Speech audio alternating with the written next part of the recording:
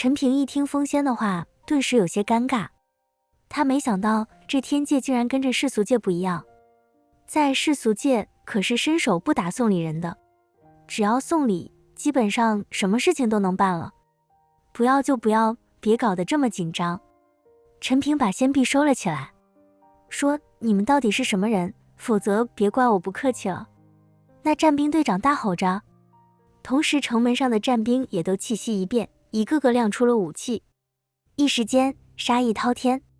陈平他们瞬间就成了众矢之的。现在陈平一句话说错，估计就要被剁成肉泥了。感受着周围那些战兵的杀意，风仙和白翼都紧张起来，连个人体内的气息也在不断的涌动。牛奔更是吓得脸色苍白，紧紧地躲在风仙的身后。陈平此刻倒是没有那么担心，既然对方怀疑他们的身份，证明就还没有收到主城的信息。若是知道他们的身份，不可能再问，早就动手了。现在想办法应付过去就行了，大不了先不过这城了。陈平扫视了一眼，四周早已经围满了战兵，而且一个个精神高度集中，随时准备着动手。那战兵队长更是脸色冰冷地等着陈平。误会，都是误会，你听我解释。陈平赶忙跟着眼前的战兵队长说话，同时脚下却不动声色地在地上画着什么。谁都没有注意陈平脚下的动作。说：“你们到底是什么人？”战兵队长冷喝道：“我们其实并非是飞虎城的人，只是听过飞虎城待遇好，想要来投奔的。”陈平只能暂时说瞎话，糊弄这战兵队长。你放屁，投奔飞虎城可以去主城，来这山脉之上做什么？战兵队长压根不信陈平的说辞。我们当然也想去主城了，可是你看我们这实力，还带个孩子，想那谢城主肯定不会要我们的，所以我们就想着先找个偏远的小城待着，混个飞虎城的身份，这样也不会受人欺负了。我们发现这飞虎城地盘就这山脉上有个小城，所以就想着投奔过来的。陈平只能胡编乱造的拖延时间。此刻陈平脚下的动作却没有停，他一直在地上刻画着一个奇怪的符文。你少骗我，真把老子当小孩子哄了。战兵队长满脸怒气，随后一摆手道：“来人，把他们都给我抓起来，交给城主亲自审问。”伴随着那战兵队长话音落下，四周的战兵全都气息爆发，朝着陈平他们压来。陈平见状，则是给风仙和白翼使了个眼色。若是实在没办法，那就只能动手了，总不能真的被抓起来送去那解中面前，到时候肯定就身份暴露了。可就在这些战兵要动手的时候，突然一股极其强悍霸道的气息从城内而来，紧接着就看到一只体型巨大的猛虎从城内踱步而来。猛虎身上还坐着一名灰衣少年，少年长得很是俊秀，只是身上的气息十分霸道，尤其那双眼神似乎目空一切。看到来人，所有战兵纷纷跪拜，参见或世子。那战兵队长低着头，不敢直视少年的双眼。怎么回事？城门乱糟糟的。少年冷声问道。有几个人并非飞虎城的人，却要擅闯城门，属下正要拿下他们，交给城主审问呢。战兵队长说道。那少年看了陈平一眼，而陈平也看向那少年，随后眉头瞬间皱起，因为陈平发现这少年身上竟然没有兽族气息，就连风仙和白翼也都是满脸惊讶。少年身上竟然是人族气息，在兽族的地域怎么会突然出现一个人族少年？而且看起来身份还很尊贵，难道是飞虎城的解众已经归顺了人族？几个小喽啰而已，审问个屁啊，杀了就行。少年眼神中满是不屑，仿佛杀陈平他们几个比碾死蚂蚁还简单。是，战兵队长点了点头，随后命令道：杀了他们。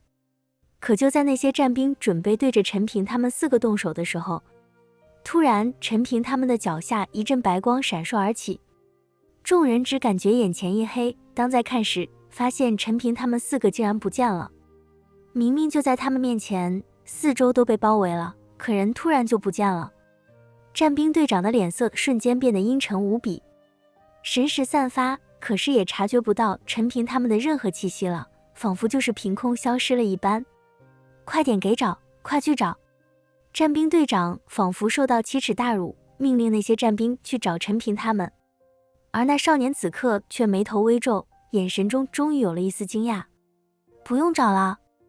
少年走到了陈平站立的地方，低头看了看地上的符文。他们通过传送阵已经离开了。没想到这几个不起眼的家伙之中，竟然还隐藏一个阵法大师，可以在悄无声息的情况下偷偷布下一个传送阵。少年此刻对陈平很感兴趣了。那战兵队长上前看了看，随后说道：世子，这种小型的传送阵不会传送距离太远，相信他们早就在附近布下另外的传送阵了，现在去追或许还来得及。去追吧，记得要活捉这种人才，或许对我们有用。少年点了点头。遵命，战兵队长马上率领上万战兵开始在四周浩浩荡荡地搜查起来，而陈平他们却已经回到了原先休息的地方。原来陈平早就在这个地方布下了一个临时的传送阵，若是真的遇到危险，可以启用这个临时传送阵把他们给传送回来。幸好陈平做了周密的安排，要不然他们现在怕是都要被抓起来了。大哥，你竟然提前准备了传送阵，还真是料事如神呀。风仙对着陈平夸赞道。白衣此刻却眉头紧锁，满脸不可置信道：这飞虎城怎么会有人族呢？而且看起来身份很高，不会这飞虎城投靠了人族了吧？陈平说道：绝不可能，在这一重天内，人族势力是最弱的，那解众怎么可能傻到投靠人族呢？白衣摇了摇头，管他呢，我们还是想办法怎么离开这里吧。风仙说道：我们现在怕是无路可退了。陈平用神识扫视一圈之后，满脸凝重道：他发现上万名战兵正大面积的搜捕他们，而要想返回去也不可能，那解众也肯定带兵在找他们。现在陈平他们真的就像是瓮中之鳖了。贤婿，我去把那些战兵引开，你们趁机逃。走，若是我们在一起，谁都走不了啊。白毅对着陈平说道。岳父，先不用这么悲观，或许还有其他办法。陈平说道。还能有什么其他办法呀？白毅问道。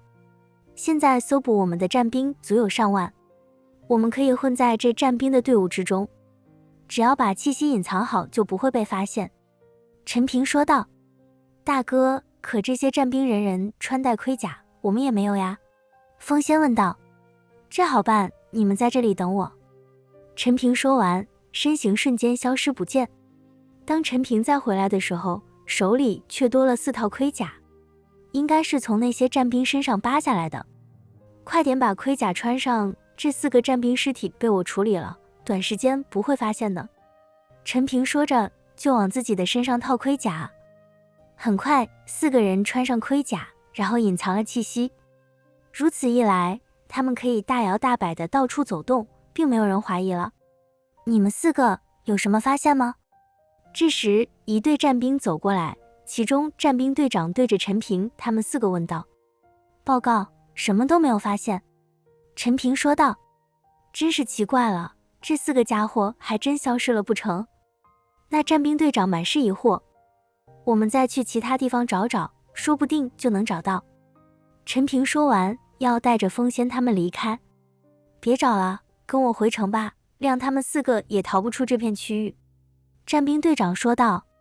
陈平一听，顿时有些无奈，但也只能混入队伍之中，跟着那战兵队长回城了。怎么样，找到了吗？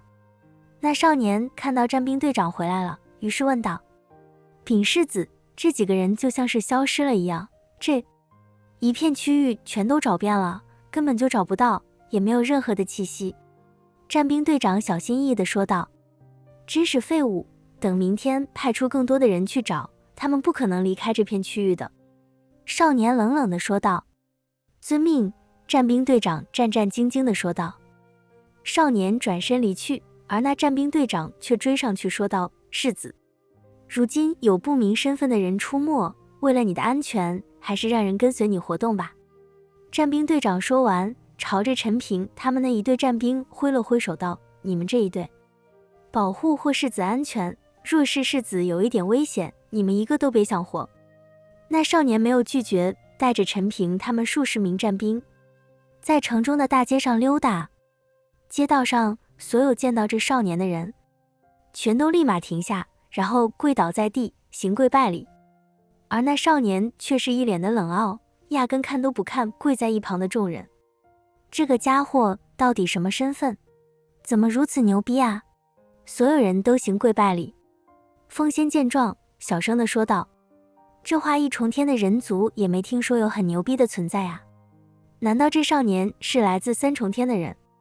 白毅也是纳闷，少年到底什么身份，让满城的兽族心甘情愿的跪拜。好了，都别说话了。陈平叮嘱了一声，他们现在还没有脱离危险，若是不小心被发现，那就麻烦了。说完，陈平则是死死地注视着那少年。此刻陈平的心中满是疑惑，他看着眼前这少年，总有种似曾相识的感觉，却又想不起在哪里见过。兄弟，这霍世子真高傲呀，那么多人跪拜，看都不看一眼。陈平找到一名战兵，套着近乎说道。嘘，那战兵一惊，你不要命啦？敢这样说霍世子？我告诉你，霍世子可是神殿的人，他能正眼瞧一眼我们，那都是看得起我们了。陈平一听，顿时就愣住了，他没想到这少年竟然是神殿的人，难怪一副牛逼哄哄的样子，原来是神族。明明就是人族，却把自己血脉说得很高贵，这神族最能装逼了。现在陈平算是明白，为什么这飞虎城会怕一个人族了，原来是神殿的人。嗡！猛然间，陈平似乎想起了什么，双眼再次凝视着那少年。